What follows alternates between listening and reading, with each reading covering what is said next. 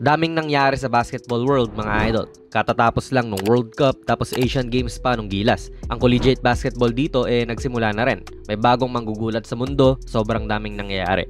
Tayo mga fans tila mapupurga na sa basketball at less than a month na nga lang din ay may NBA na ulit. In fact, next week nga ay may preseason games na.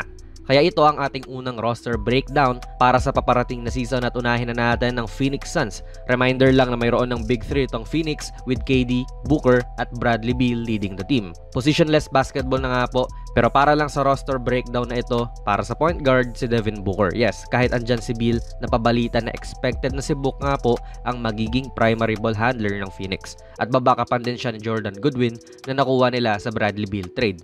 Para sa shooting guard, syempre Bradley Beal, Eric Gordon, Damian Lee, Grayson Allen at Keon Johnson. Small forward, Nasir Little, Josh Okogie, Keita Bates-Diop at Ishmael Wainwright. Sa power forwards naman, Kevin Durant, Yuta Watanabe at Bol Bol. And para sa center, Yusuf Nurkic, Drew Eubanks at Chimezie Metu. Ang kanilang mga two-way contract players ay sina Saben Lee at Udoka Azubuike. May isa pa silang bakanting slot. And ayan, basically kompleto at sobra pa nga po ang roster ng Phoenix Suns ngayon, standing at 17 players sa kanilang regular na roster. And feel ko, wala nang pong balak ang Phoenix na magpapirma pa ng players, lalo pat wala naman na silang G-League team. Binenta na nila yung G-League team nila sa Detroit.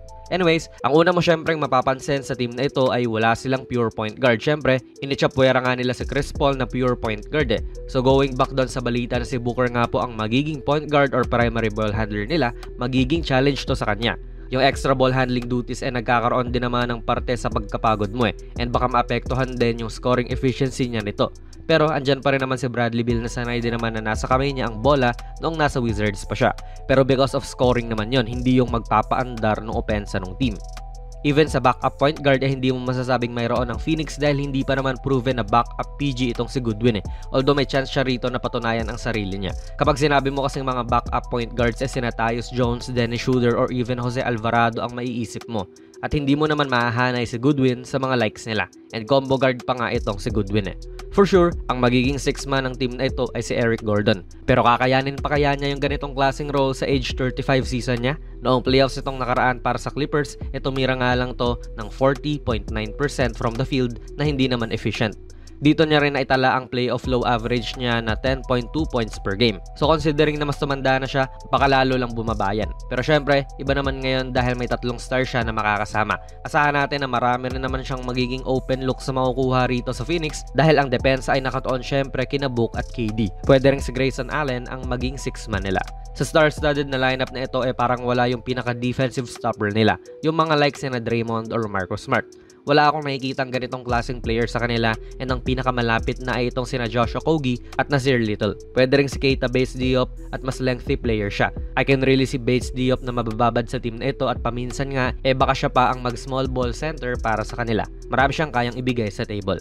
Entering his prime years, magiging solidong backup din po itong si Yuta Watanabe kay KD. Pwede pa nga silang magsabay pero I can really see him as KD's backup. Isa siya sa mga pinaka-efficient na 3-point shooter last season at 44.4% pero bihira lang naman siya tumira doon at 2.3 attempts per game. Sa tingin ko, with a more defined role at more playing time, aangat ang attempts niya pero expect din natin syempre mga idol na if ganun nga ang kaso, bababa ang porsyento niya. Pero if ma-manage nga po ni Watanabe na masustain ang 40% niya from 3, magiging isa siya sa mga deadly weapons sa NBA off the bench. Also, magiging collective effort din po ang backup center position with Eubanks and Metu na mga reinforcers dyan. Lalo pa ngayon at si Yusuf Nurkic ay naging injury prone na over the years. Sabi nga natin sa nakaraan nating video about sa trade ni Damian Lillard, half of the time sa huling 4 na taon niya sa liga ay injured siya. So may chance talaga sina Eubanks at Metu na mabibigyan ng playing time. Ano rin kaya ang plano ni Coach Frank Vogel dito kay Bol Bol? Gawin kaya siyang sentro? Gawin siyang power forward? Or even small forward? Medyo intriguing nga dahil talented naman po itong si Bol. Nakukulangan lang talaga ng playing time at exposure. Sa nakikita ko mga idol, talent alone ay top 3 team to sa West ang Phoenix Suns. Yung KD and Booker combo pa lang masakit na Isang training camp pa na pagsasama at mas magja-gel sila sa isa't isa.